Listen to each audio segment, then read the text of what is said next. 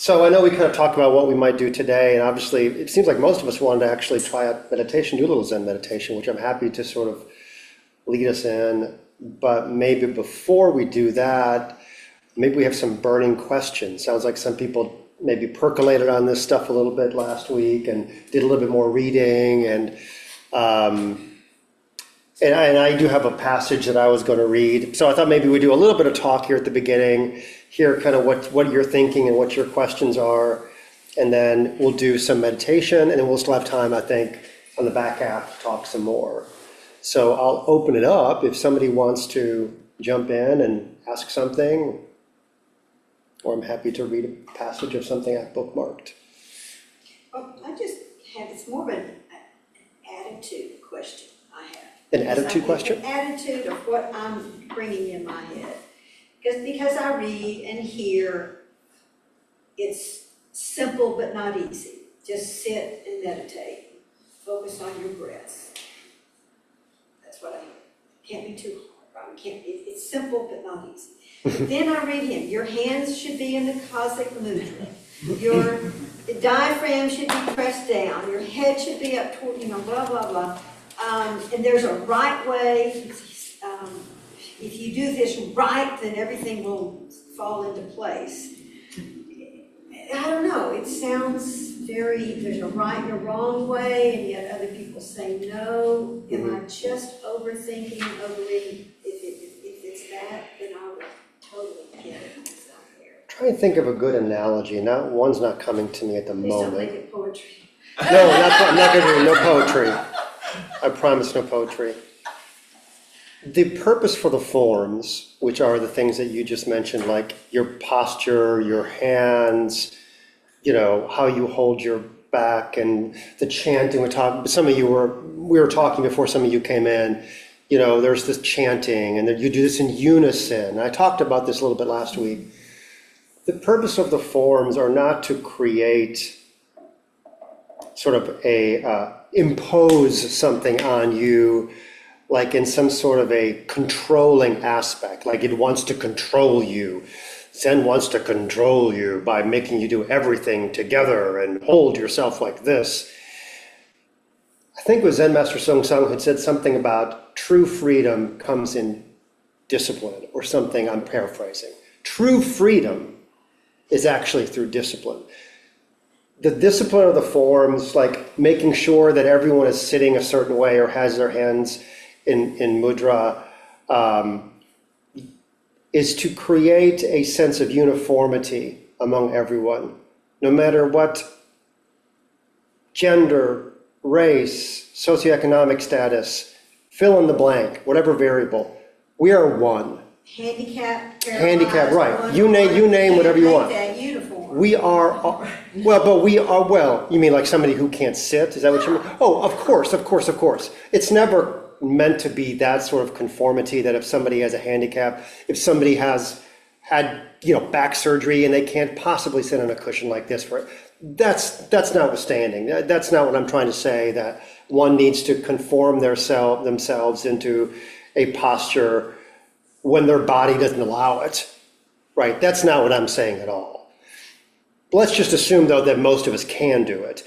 But even if you can't, and all you can do is lie on a cushion, lie on the floor, or sit in a chair, and you can't sit cross-legged, you can still bring to the moment and to your practice a sense of uniformity with everybody else, right? So maybe it's not sitting cross-legged, but your hand is still in mudra, right? And you're still sitting up straight, and your shoulders are back. So there's ways that we accommodate this, but the overall objective is still to bring a sense of oneness, continuity, because when there is continuity and a sense of consistency, it allows everyone to sort of, this is always the thing about Zen. When we try to explain too much, it's the difference between pointing at the moon and the moon itself. So I'm doing a lot of pointing at the moon here, trying to explain what the moon is, but I'm just using words, which are limited.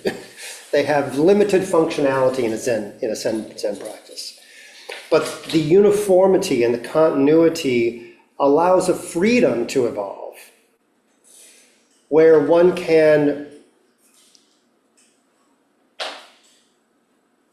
be in unison, an expression of this oneness, of this moment, right? This. Because if you're sitting on a cushion and you're doing this and she's doing that and everyone is just kind of doing their own thing, right? We have our egos are involved. It's me doing what I want to do. I don't want to sit like that. I don't want my hands to be like this. I want them to be like this. I don't want to do, this is ego. And the whole idea of Zen is the ego is an illusion, right? It is an illusion. So the one part of our practice is Zen is to put this idea of ego on the shelf by conforming and again, I use that word conforming in sort of a light way because I know that makes red flags go off, conformity, we don't like conformity.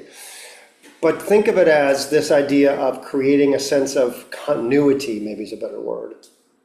Where your ego, you Karen, me Mike, all of us, we don't walk in as Karen and Mike and blah, blah, blah. We are one. And we express that through our forms, whether that's our sitting practice, our chanting practice. I don't know if you guys have done walking meditation. Like when you do walking meditation, as some of you guys have, you've noticed probably everyone is almost in unison the way they take their steps. It's not like some people dance, some people walk fast, some people walk slow. You do this together as an expression of dropping your ego and your wants and your opinions and your desires and what you feel you like to do. I'm talking too much. But I do want to make clear your first point. That doesn't mean that if you have a disability and your body doesn't allow you to do something, that's different. That's not your ego. You're just saying, I had back surgery or I had knee surgery and I can't do that. Don't be in pain.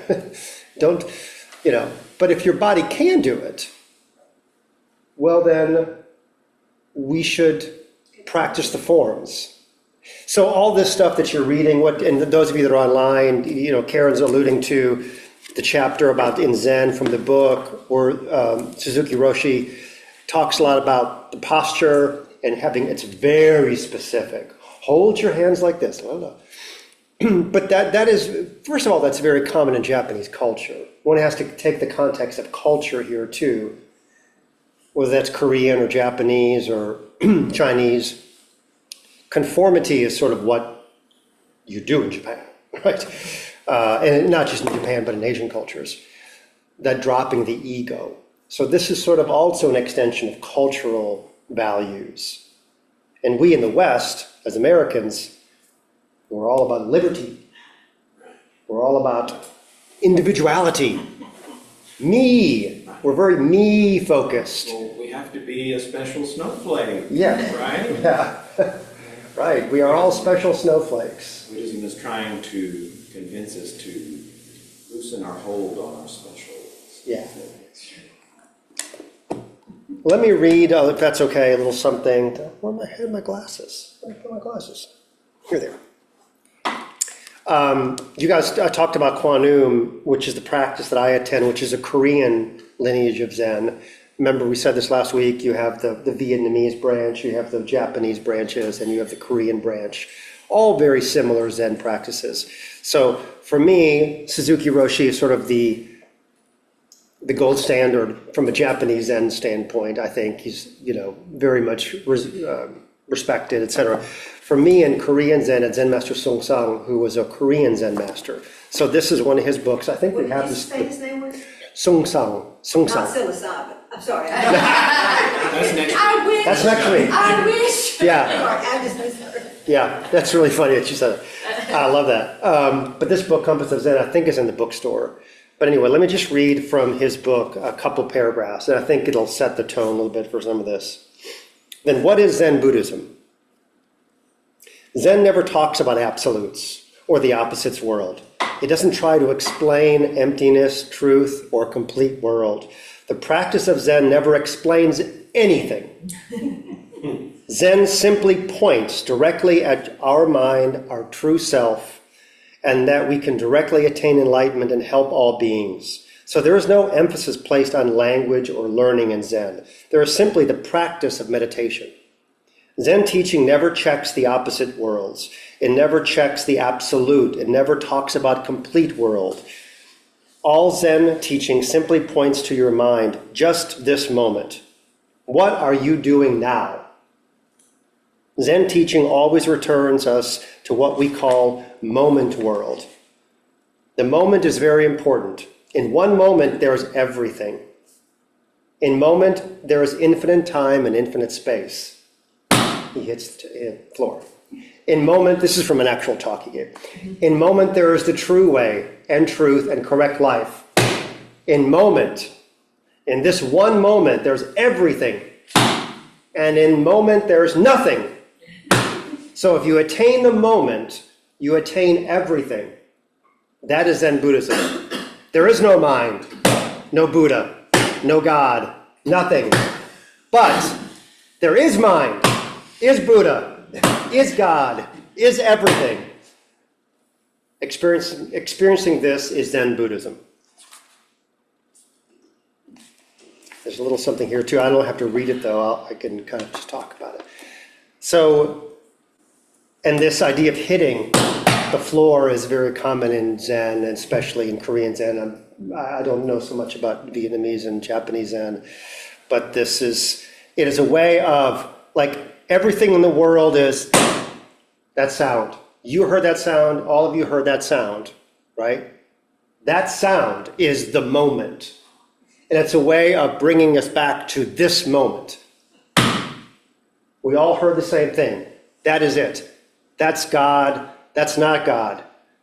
That's Buddha. That's not Buddha. Because all those things are just words. Those are just words. They're just concepts that we create in our mind. What's real? That sound. Right? So that's the moment. Everything comes back in Zen to this. Whatever this is now,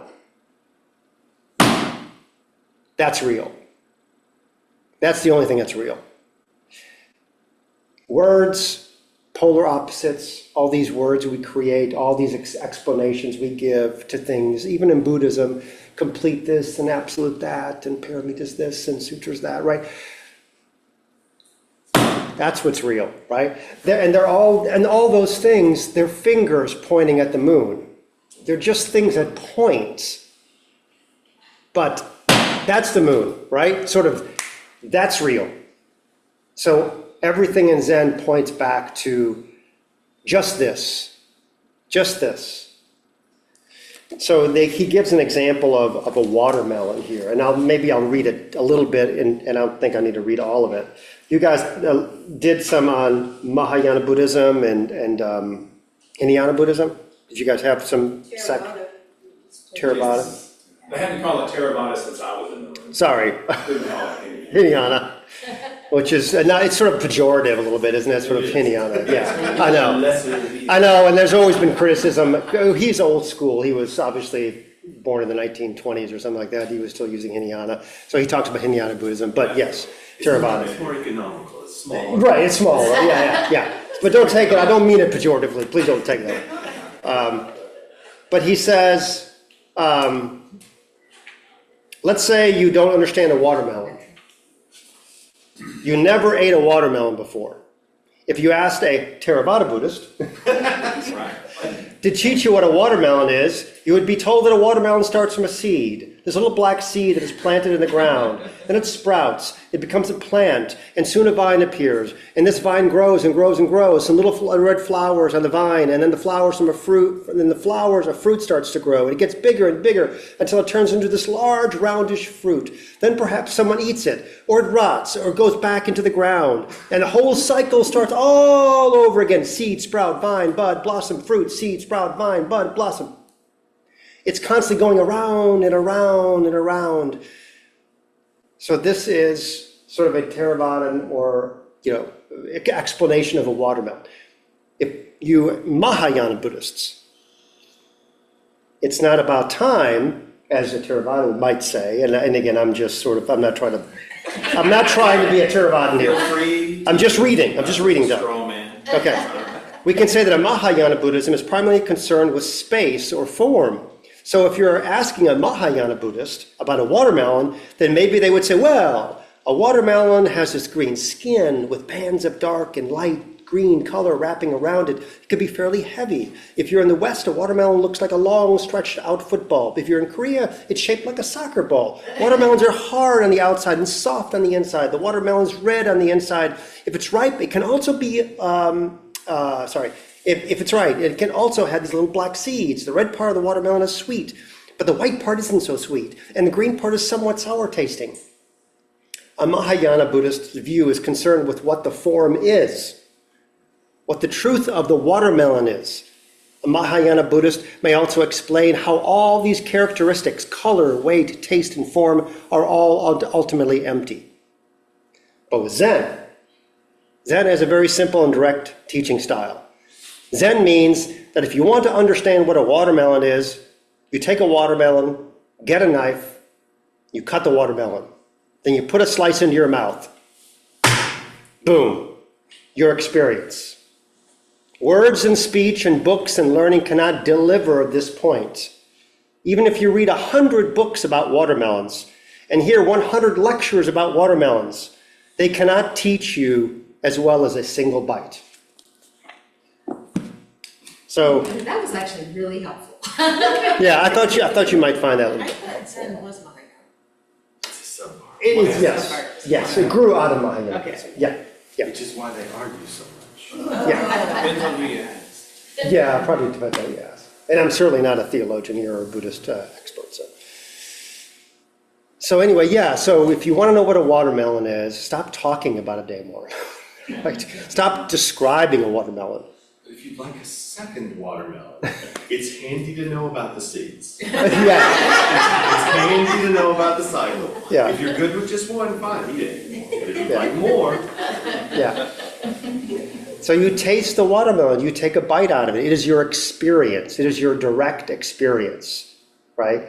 And your experience of a watermelon may be different than my experience of a watermelon, right? So unlike perhaps when we have concepts and we're trying to explain things and describe things, we're almost trying to create some, we're trying to wrap our heads around it and hold it, this idea of a watermelon or idea of Zen. I want to control it. I want to hold it. So I feel like I know it. I think this is kind of what all of us are sort of saying something. I want to know what does this mean? What does this mean? So a Zen Buddhist would say, take a bite of the watermelon, or sit. Stop talking about Zen and just sit.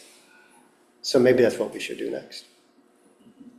Yeah. So with Zen, how do they address the multiple, is there like a reincarnation or multiple lives or multiple beings? Like what do you? It's not really much about Zen. Yeah, Rebirth or some karma? people just don't seem very interested in that. Yeah. Karma comes up because karma is, I'm trying to think of how good way can I talk about this within the context of Zen. I mean, to me, karma is sort of propensities of your mind, right? So your mind has a propensity in a certain direction to always see things, perceive things in a certain way. And sometimes these perceptions, these mind perceptions, these propensities continue to create the same result over and over again, because that's the propensity of how we see things. So part of it's not about having karma and not having karma. I think a Zen Buddhist would say having clear karma. We all have karma. We will always have karma. But do we let this karma continue to drive us with our ego? Right, with our mind always in control? But for the most part, yes, you mentioned reincarnation. I mean, I don't think, I know Zen Master Sung Sung talks a little bit about reincarnation because he was born in Korea, right? So some of that is very much steeped in that culture, yeah. But it's not really part of Zen tradition to have any kind of strong position on reincarnation and, Is that because it's not in this life? well, I think because we don't know. I think it goes back to this don't know mind, right? We don't know. We don't know. So why spend time there? Right. It's just a mind exercise. Because it's not in the slap. As you say, it's not our direct experience. Our direct experience is right here, right now. What happens after this life is just mind junk. It's just us trying to wrap our brains around something which we can't know, because the only thing we really know is this. So focus on this. What are we doing with our life right now? A Zen Buddhist, and Zen Master Sung Sung alluded to this, is, how do I help all beings? The reason we want to, I don't want to say be enlightened. I hate that word, and I think that's misconstrued in so many ways. But it's not for ourselves and our ego, it's to help all beings. So everything we do in our practice is not for me to try and be peaceful and tranquil and have serenity or calmness. The reason we practice is to save all beings. Because if we practice and we have clear karma, and we stay in this moment to moment world, the more we will act in such a way in the rest of our lives that is consistent with helping other people. Because we no longer aren't so damn concerned with our own lives all the time. So this is a very important part of Zen, is why do we practice? We practice not for ourselves, we practice for all beings, to save all beings. There, I'm seeing the Mahayana connection. Yes. Yeah.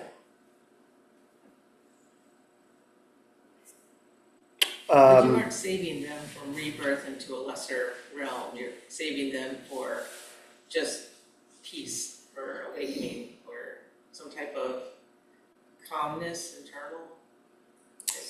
Saving them. Yeah, I think it's more about suffering. Yeah, suffering. I don't think it gets into realms or anything like that. I think that gets conceptual again. I think we recognize, that all beings are suffering, and the purpose, the direction, the true direction of our practice should be to alleviate suffering for all beings.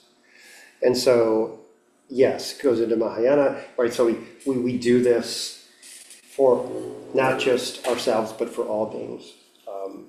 And in terms of how that happens, how does that really happen? I think we don't concern ourselves with that. I think we just practice. So there's no bodhisattvas, or in the Zen tradition, bodhisattva, is that a thing?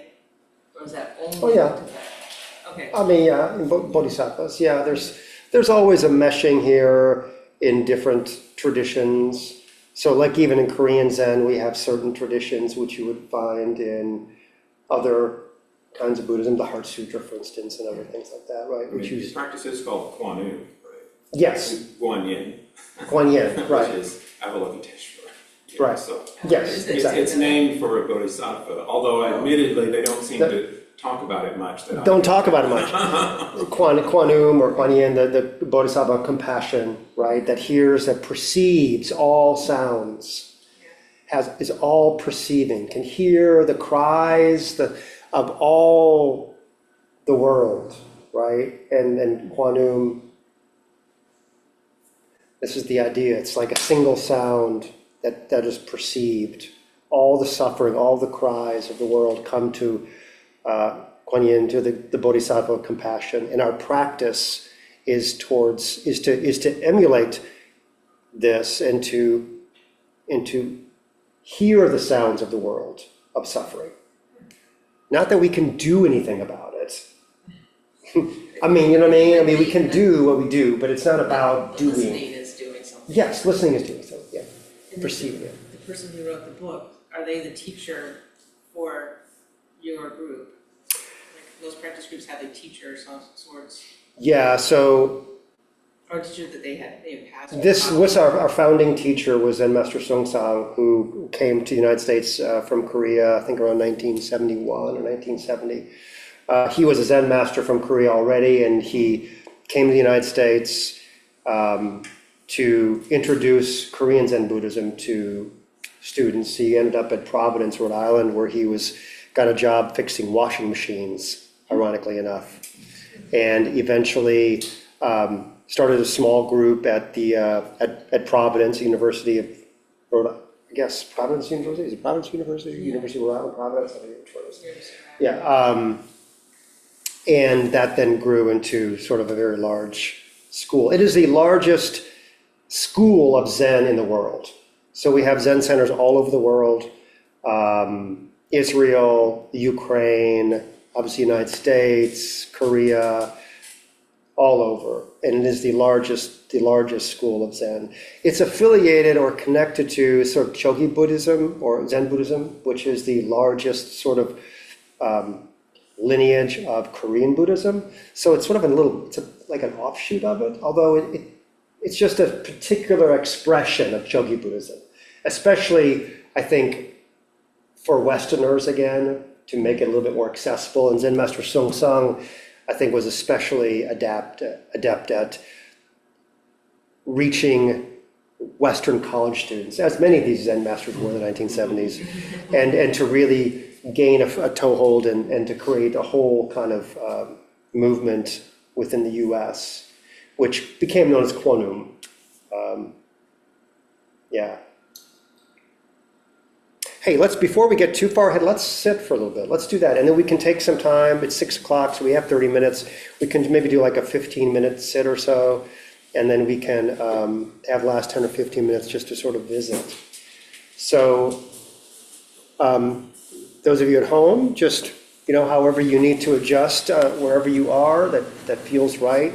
And what I'll do is I'll do a little talky stuff here just to kind of maybe get ourselves ready. But generally, of course, we wouldn't do this in a normal Zen practice. We would just go right into sitting. But since we're all kind of new to this and trying it out, you'll maybe forgive me for maybe doing a little bit of talking us through the forms and holding our posture in our body. And then we'll kind of segue into, I don't have a clock. If anybody has a phone, maybe. There's a clock here. You got the clock? Oh, okay. Do you want the Just- tracker? Yeah, just to kind of watch the time. Oh, thank you. That's great. Appreciate it. I'll kind of keep an eye out here in front of me. And then we'll do like 15 minutes.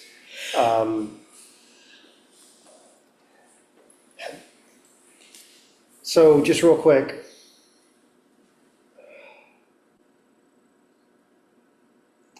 Just do nothing. Whatever you've thought that meditation should be, and how you think it, quote, is supposed to be good or successful, just throw it out the window. Just stop thinking about it. And just do. Just be here in this moment, right? So that's sort of a baseline instruction. Okay, so even if you're sitting in a chair, just if you could, make sure your posture is more or less erect.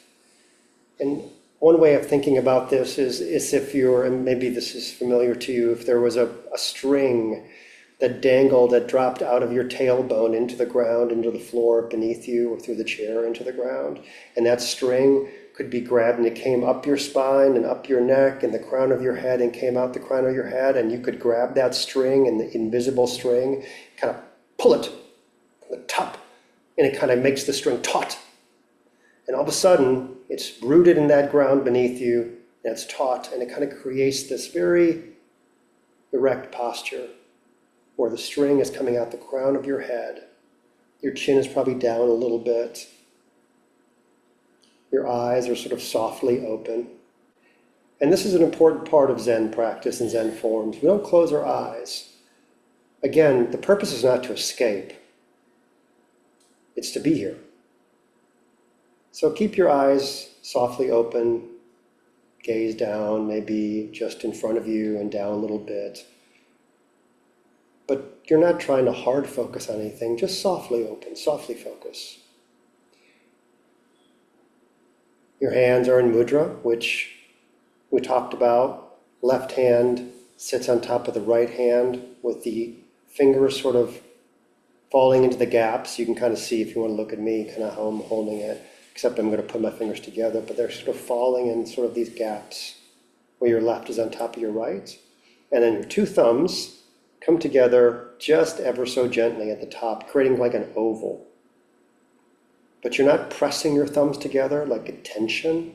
You're just letting them ever so slightly touch. And you're holding this mudra right below your belly button, somewhere around that belly button, just below it. So if you can leave your hands, I mean, if you're on the floor with me, you might be able to let your hands lay on your legs and hold that mudra position.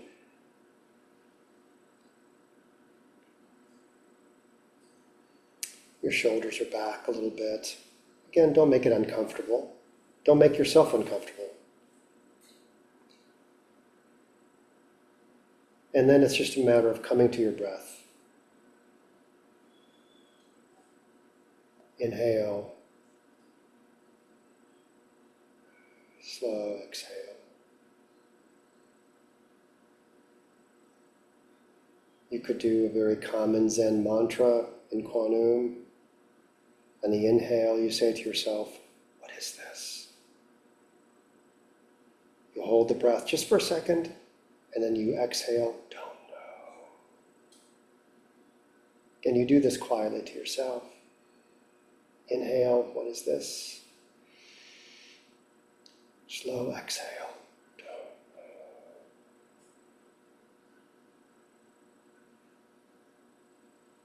And as far as what you do with your mind here, I think I used this example last week when I said, think of these thoughts that are coming as clouds that sort of just appear and they disappear, and you're just watching them.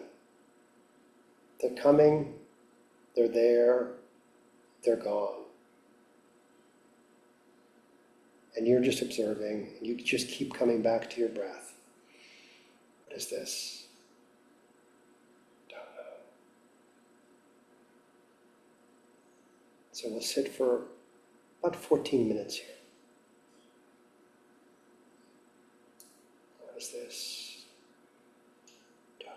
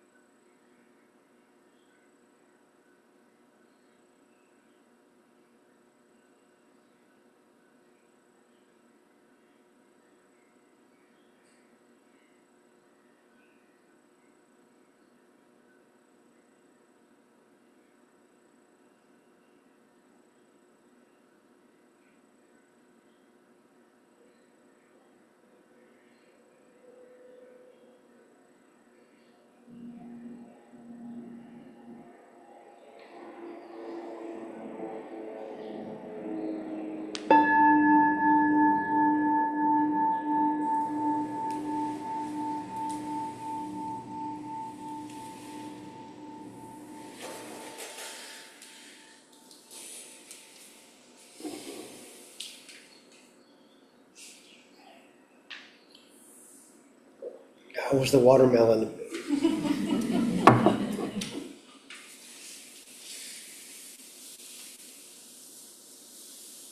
So what I always like to say too, for people who are doing this kind of for the first time, is avoid judging this as good, bad. Like avoid the concept of putting it into a label, right? It just is, right?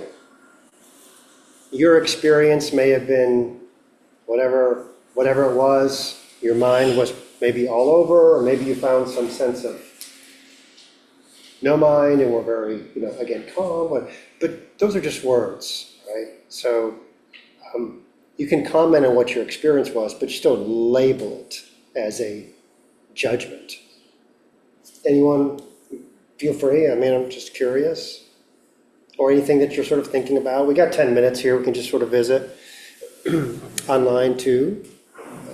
Very interesting the way your senses interact when you reduce kind of noise around you.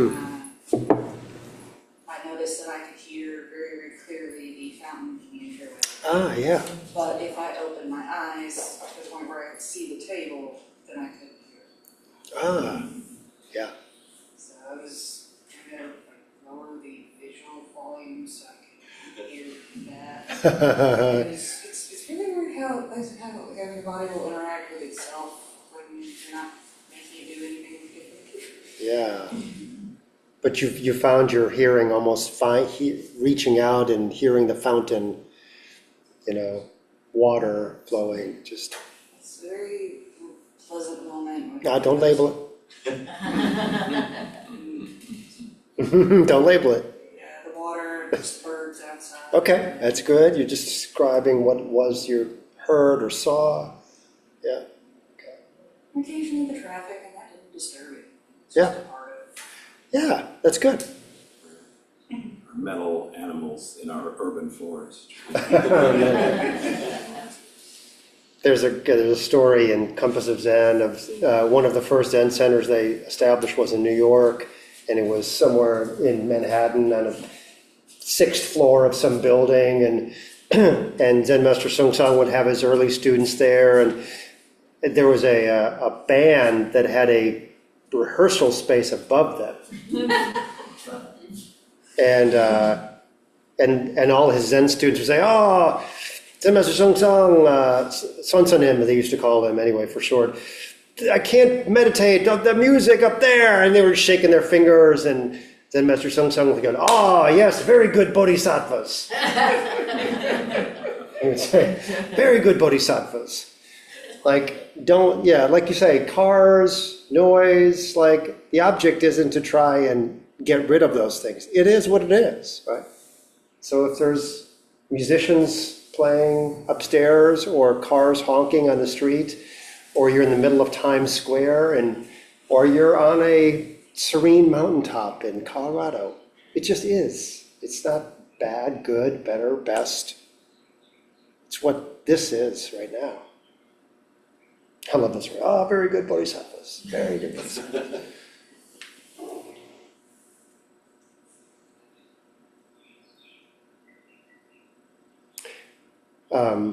One thing that maybe, again, I'm trying to think of fingers pointing to the moon. So one finger here too that sort of points at this idea is a mirror. And this is very often a metaphor used in Zen, right? Is this idea that you hold the mirror up, the mirror of Zen, actually. There's a book called The Mirror of Zen, very famous book. And it's like, whatever's in the mirror is already complete. So whatever the mirror shows is complete. The problem is that we try and add things to the mirror. So your experience is the mirror. Red comes, red. Bird comes, bird. Waterfall, waterfall. It's when we add stuff to the mirror that this is the suffering. This is the kind of the origin of suffering comes. If the mirror is just what the mirror reflects back to us. There's another saying in Zen, why add legs to a snake? A snake is already complete, Maybe you've heard that, why? But what we're always trying to do is draw legs on a snake. my snake needs legs. It's got, like, the snake is already complete. It's fine. The mirror is already complete. Stop adding things to it. But we're always additive. We're always trying to find something that makes life better. This, whatever, we need this, I need that, I got to label it this. Just red is red, bird is bird, water is water, floor is floor. Nose is itchy. Nose is itchy. Nose is itchy. Not good, bad, just is. So, sorry. No, go ahead. No, I'm just. A question is a bit of okay, so things just are. Trying to experience what just is. Something that I think has been helpful for me is notice this annoys me. Just what? This annoys me. Annoys me. There's a thought. Don't get tangled in the thought. I happen to like that thought. Notice that I like that thought. Mhm. Let it go. Mhm. I'm reminded of this. That annoys me. Mm-hmm. Yeah, that annoys me. Let it go. And Mhm. so my question for you is, it seemed like in towards the end of the Theravada, we talked about this noticing the quality of mind. Mm-hmm. And I guess maybe it's a question, maybe I'm asking your opinion, maybe I'm asking Zen's opinion, is that putting legs on a snake? Or is that just noticing what is? The quality of mind. The pleasant, unpleasant, neutral. Yeah, I think that's noticing it. Yeah, I mean, I think the idea is attachment. So if one attaches to this quality of mind, they're suffering. Well, that's, But if you're noticing that, oh, I'm getting annoyed, Mhm. this annoys me. and that's how it's been That's- helpful to me. Yeah, that's, Is it a little distance. it's like, oh, the bird, oh, I'm annoyed. Now, if you say, oh, I hate him, I get so annoyed, and it's like, now you're getting wrapped up in attaching to something. And that, Right. of course, was my response in the past, that somehow adding this, that annoys me. It's a little distance, I Yeah. made it a little easier to let that go. Yeah, I think you're saying it right, if I'm understanding you. I think, to me, the difference is when we start attaching to these things, to these perceptions, these opinions, these feelings. We're human beings. We're gonna have feelings. We're gonna get annoyed, we're gonna get upset. It's not a matter of eradicating those things. That's not the purpose, to never be angry, never be annoyed, never be sad. But how can we have a sense of detachment of those things, acknowledge that there are experiences in our human forms, and let go? Just don't add legs to it, right? Let it slither off. Let it slither off. It's okay, that's it. Red comes, red goes. Annoyance comes, annoyance goes. Happiness comes, happiness goes. Sadness comes, right?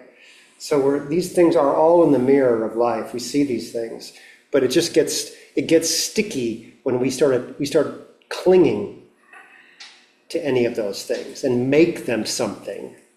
So noting the emotion is seeing it, but then trying to understand why the emotion is putting legs on it. Yes, I would say that's correct. Okay. Once you start getting, now, it doesn't mean don't do therapy. Right, I mean, absolutely, you know, absolutely. and that's funny, yeah, that's where you're kind of going, maybe. Different purpose. Different purpose, yeah. I mean, Yeah. actually, therapy can be wonderful, and we should, utilize if that's helpful in some sort of way. But, so you do that, but then you let go of that, but in terms of our moment-to-moment life, like, obviously, you have something that triggers something, and it makes you think of the relationship you had with your mother or brother, and right, and so we notice it. It's an annoyance, it's a hurt, it's a wound. We don't add to it. And then we go to therapy and we bring it up with the therapist, right? And we say, okay, I really want to understand why I did. Right. So that's okay. Great example, actually. My kid triggered like random tears. I mean, actually, she was being an asshole. And as she should be, and it has never triggered me, but it triggered, and just all the tears just started flowing. I was on my way to work, I was like, Yeah. here we go. I was like, and I really normally would go, what is this attached to? Thinking about all the things, but I tried to hold that container of like, these are just tears. Mhm. She triggered something. It doesn't have to be a narrative right now. And so I tried to just let it go, and I kind of brought it to therapy as kind of a hurrah, like, look at me, look what I just did. She was like, but it is okay for us to explore those things. Yeah. Okay. That is Yeah. what therapists do. That's right. She's like, if you want to continue to heal and grow, we You probably have to need support the dig into local that. economy. That's right, Right, also right. important, That's also what you need to help her do. important. Some of us really support the local economy. Yeah, I'll put there.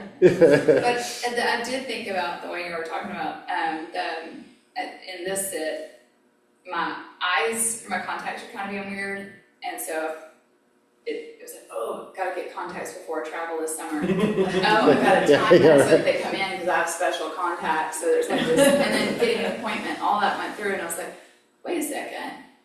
Instead of like continue to follow that, what's the feeling, right? And Yeah. it's like, ooh, this is anxiety, this is, and it's like very energetic in there. And so I just kind of watched it, and then I was like, okay.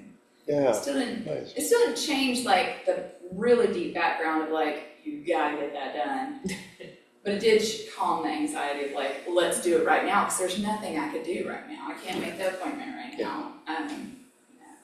Our minds are so programmed to create this mental chatter, right? Oh I my mean, gosh. you know, when you sit a retreat, a week, as I've done, like a week-long retreat, and you're literally sitting hours a day, you know, you feel like you're going crazy because your mind is literally just inventing every damn thing it can possibly. Empty after a few days. Well, I mean, after a while, it kind of exhausts itself out. It's sort of just like, your mind just finally goes, well, fuck. Sorry. It's like, oh, okay, I give up. But you're going over grocery lists and memories of being a teenager and food you love and, you know, I don't want to make you, it's just going through, and yet just your mind is just like looking for something. Yeah. But then it kind of, I think, you know, you sort of exhaust yourself out. And so, I mean, but what you're describing is just, I think, part of you being human. It's just, Well, and right. try not to label, not try like the good or bad of what that was. I was like, Yeah. oh, there's thoughts, and then it was kind of, there's feeling and thought, and then once I kind of, I've gotten to where I can do that and let go depending on the season I'm in. You know, there's some sits that are just like, yeah, there's no, and I've also gotten to where I can allow those. yeah. But I still want to call them crummy, and but not in front of y'all. Lest you be judged. Well, this has been so fun. Thanks for inviting me the last 2 weeks. And yeah, please come join if you'd like to. I mean, any of the Zen practices. I do the Tuesday night Quantum one. There's Paul's Thursday night, Thich Nhat Hanh inspired Vietnamese practice. Do we still do we have a Japanese? Yeah, they do on Friday. Yeah. Okay. Friday, so does it. Soto's Zen on Friday nights? It still lives. Okay, yeah, try one out. You know, and give it a few times, see if it works for you, and maybe not, or maybe something else does. It's always a matter of finding what we kind of connect with. But yeah, but thanks for inviting me. Thank you. Enjoyed it, yeah. Thank you. Yeah, appreciate y'all. Bye, so good to see you.